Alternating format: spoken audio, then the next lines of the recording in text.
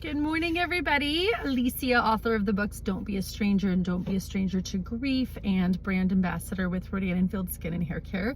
As you know, with my channel, I love to share knowledge, education, tips, tricks, product recommendations, things that I have found really beneficial in my life and that I find myself recommending to others that I care about. So a question that quite often comes up, a conversation that quite often comes up, both with my friends, with clients that I serve in the mental health communities that I'm an advocate for, is this idea of I didn't know what to say. My wife said something to me, I didn't know what to say. My sister, my brother, my partner, my boyfriend, my ex-boyfriend, my mother, etc. Fill in the blank with relationship, but that someone said something that felt activating. I prefer the word activating to triggering. Someone felt something that felt activating in your nervous system, and you didn't know how to respond. And so often in those moments when people don't know how to respond, they revert to silence. And, it's interesting. I've been listening to an audiobook. It is so good. Highly recommended. It's called The Next Conversation by Jefferson Fisher. It is fantastic. Quite honestly, probably one of the best books I've ever read. Technically, I'm listening to it on Audible, but I digress. And there's a statement that he has referenced in this book that silence is the absence of sound, not the absence of communication. And that is so true. Silence can be deafening when you share something vulnerable with someone and you get silence in the response. Like it's painful and it can be incredibly damaging, and people don't often know that when they're silent because they're really oftentimes afraid of saying something that they'll regret or can't take back. In essence, they're leaving the person feeling like they don't matter enough for you to even try to think of the words to say to be comforting in that moment. So that's one heavy risk that I often say may not be worth taking. Now, you also don't want to just jump in and talk recklessly, impulsively, and without thought either. Be careful, that's not what I'm suggesting. I want to be very clear.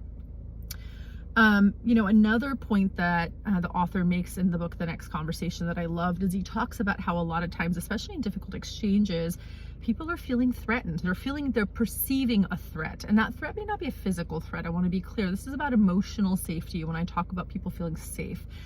This might be a threat of being abandoned. It might be a threat of feeling like they're going to be rejected. It might be a feeling that their pride or that their status, that their how they feel about themselves, their identity is being questioned or threatened.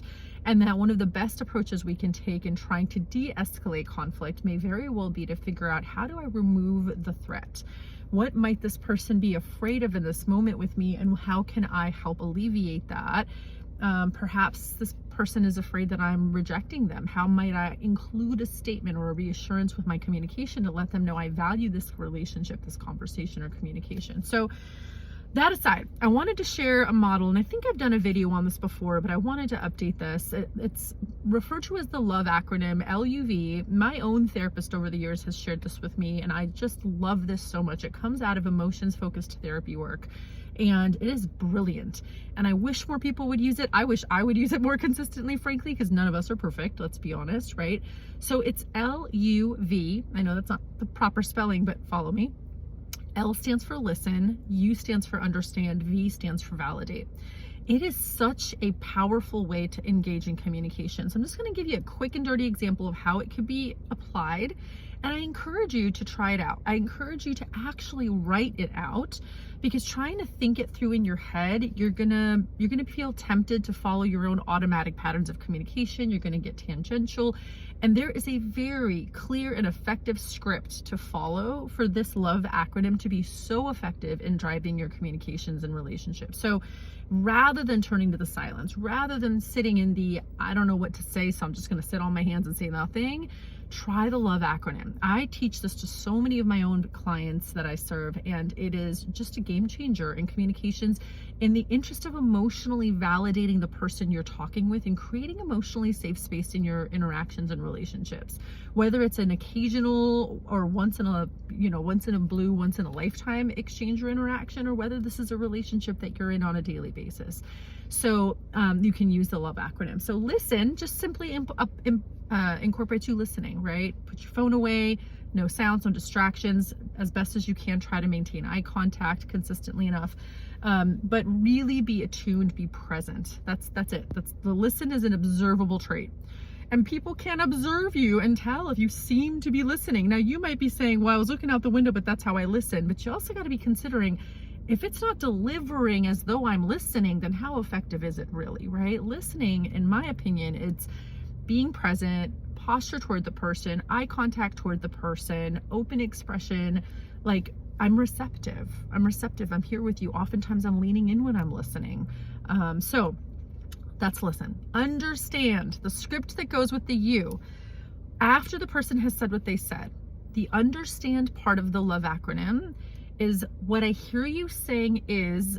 and then you repeat back what you heard. You don't interpret, you don't summarize, you don't put it in your own words. As best you can, you just want to repeat back what you heard. So what I hear you saying is ... did I get that right? So this part is a sandwich. You got to use the script. I cannot tell you how often people want to stray. They put their own spin to it. They do it in their own way. Well, now they're back to their own communication strategies that don't work very well. That's why they're talking to me, right? So what I hear you saying is ... did I get that right? The V, the validate, is the part where you let them know, I don't think you're crazy for your feelings. Your feelings make sense. They make sense to me, and I appreciate you trusting me with them, right? So typically that validate part sounds like, you know, I can see it from your perspective. If I were you, I can understand how you might see it that way. Your feelings make sense to me.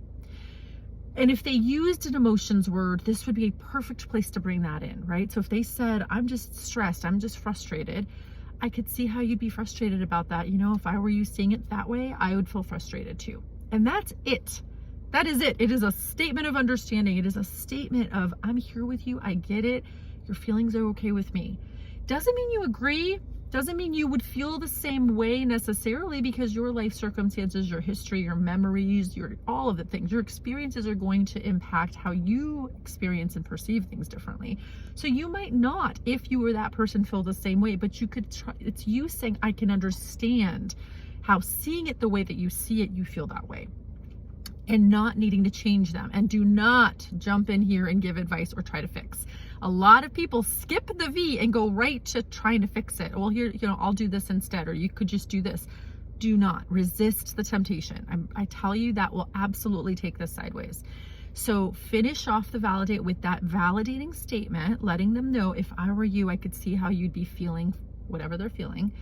And then you might, at that point, if appropriate, offer an apology. You know, I'm really sorry that I've left you feeling that way. I'm really sorry that my actions have resulted in you feeling that way. Please never say, well, I'm sorry you feel that way. Don't say that. That's not an apology. That actually can be really triggering. So I'm really sorry that I've affected you this way. Like, you matter to me, and the last thing I ever want to do is hurt you. And so I'm really sorry. It's a sincere apology, especially if it's attached to the specific behaviors, right? Showing that you really understand. The most important part of this is letting a person know, I care about you enough in this relationship to let you know that I want to understand you, right? That I'm not here to judge. I just want to understand so that we can move forward into repair. So if an apology isn't appropriate, maybe it's not even your thing, maybe they're just venting to you about something, then just thank you so much for sharing your feelings with me. Is there anything that I can do that would be helpful right now? Is there anything that I can say that would be helpful right now? And sometimes I'd say, is there anything I could stop doing that would be helpful right now? So let me give you a quick example as far as like an application, and then I'm going to let you back to your day. So let's just say, like, I send a message and I don't get a response, right? I send a text, I send a message, I share a communication, and the person hears it, like I says, like they've heard it, and you don't get a response back. So the way to incorporate the L.U.V acronym, the way to approach a person might be saying, you know, like, you know, the other day when I sent you that message and I didn't hear back from you, it really hurt. Like, I felt dismissed. And so then the way the other person would use that statement, L, they're listening to me. They're showing me through their nonverbals that they're listening to me. You, okay, so Alicia, what I hear you saying, this would be the other person to me, what I hear you saying is that when you sent me a message the other day and I didn't respond, you felt dismissed. Did I get that right? Do you see how I didn't analyze, interpret? What I hear you saying is that when you sent me a message the other day and I didn't answer, you felt dismissed. Did I get that right? Yeah, that's how I feel. Then we just move right into validate. We're ready. We're on to the last step, right? This is how quick this can be. you know what, if I were you, I could see how that would be hurtful. I could see how that would feel dismissive, and I'm really sorry. And what would happen in my nervous system is I would calm and be like, oh, I just felt understood. Like, they got it. Like, that's it. That's it. And that is how beautiful communication can be around even difficult topics. And I could go on and on and on about examples, but the essence of the script does not change. What I hear you saying is, did I get that right? And gosh, if I were you, I could see how it would feel that way, and I'm so sorry. If the sorry is necessary, if it's helpful, if it's appropriate, I should say.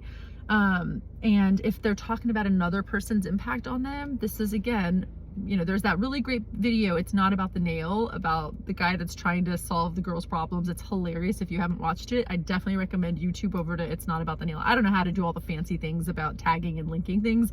Like, my channel is about, I show up clumsy, I show up real, take me or leave me, it's perfectly fine with me, right? But I don't ever want some of the time and frills of a channel to take away from the value of what I just simply want to share with you, right? And let everybody get back to their days. But that is a fantastic video on resisting the urge to try to fix people's problems. So if someone is venting to you, I'm really feeling sad about this thing that I'm going through, and I can't believe that person said that to me. What I hear you saying is you're feeling really sad about what's going on with your friend, and that you feel really hurt by what they said or did. Did I get that right? Yeah, it's like, I can't believe that they didn't think of me. I feel like they didn't consider me. Gosh, if I were you, I'd be feeling pretty hurt too. Is there anything that I can do to support you through this right now? And that's it. Because they might just simply look at you and give you a hug and say, just thanks for listening. So on that note, thanks for listening. Have a great day, everybody.